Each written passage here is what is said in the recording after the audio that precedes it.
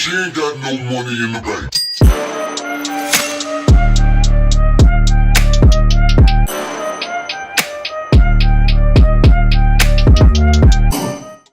Hey everybody, it's Emmett. Haven't been on here in a minute, but I've been really busy with work lately.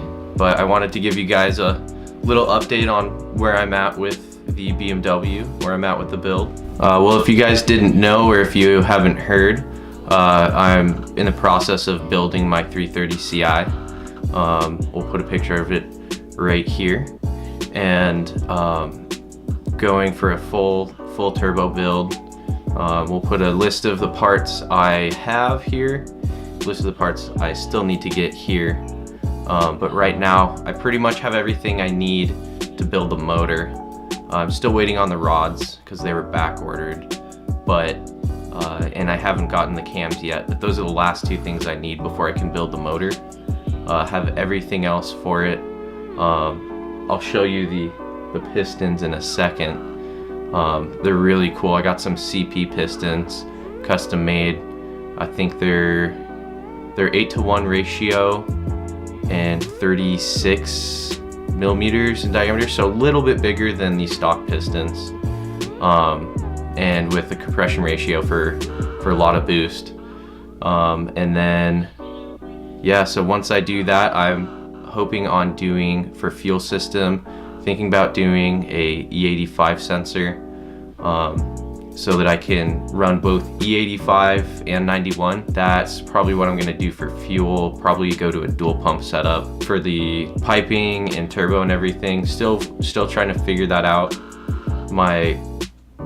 The dream would be to take it to Dock Race and have them build it, because I don't know if you guys have ever seen their Instagram or any of the work they do. But their work is absolutely amazing. Their welds are just so good.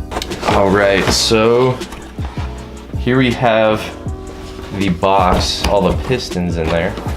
But what's really cool, comes with all of your piston rings you'll need.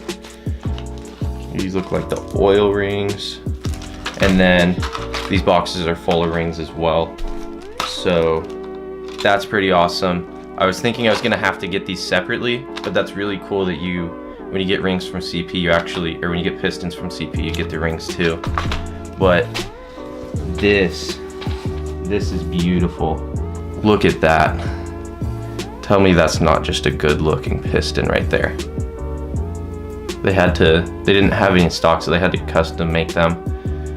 I was waiting on these for probably like 2 months before they sent them to me.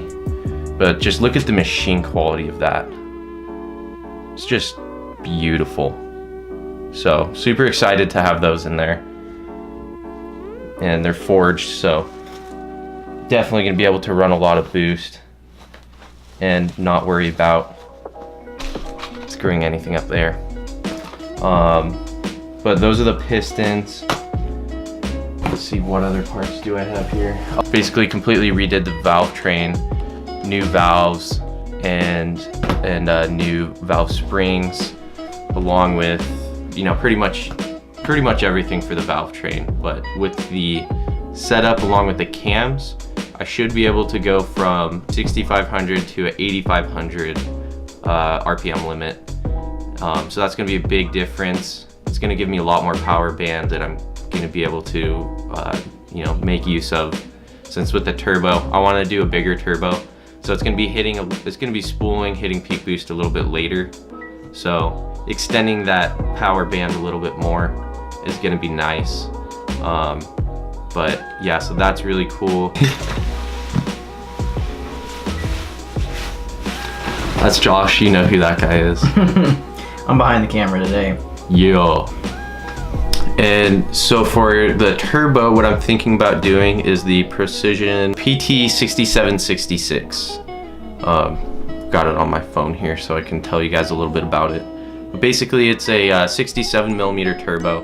It's rated for up to, it says their rating's about like 935 horsepower. What I'm gonna do is I'm gonna do a top mount setup, because from what I've heard on the BMWs, with the bottom mount setup, especially on the E46s, I've heard they just build too much heat and you're more likely to go through turbo bearings and run into issues with intake temps, unless you have a really good intercooler. But yeah, I've heard that can sometimes be an issue with the bottom mount turbo manifolds. So gonna do that, and then probably gonna do about a 4-inch exhaust, just one pipe all the way out the back. All right, well, thank you for staying tuned. One thing we're gonna do is, now that I'm starting to get all those parts lined up for the build, is we're gonna do a whole series on the build process. So everything from getting the motor built to taking it on the dyno and everything in between. So make sure to stay tuned for that. That should be pretty interesting, pretty fun. And you know, as usual, be sure to like, share, comment, and in the comment sections, if you guys have any questions about the build, or if any of you BMW geeks out there have any tips for me on stuff I should look into for the car, be sure to let me know down below. I'd look forward to hearing from you guys. And if you haven't already, check out our Instagram, Wastegate Media. And yeah, thank you guys for watching, and we'll see you next time.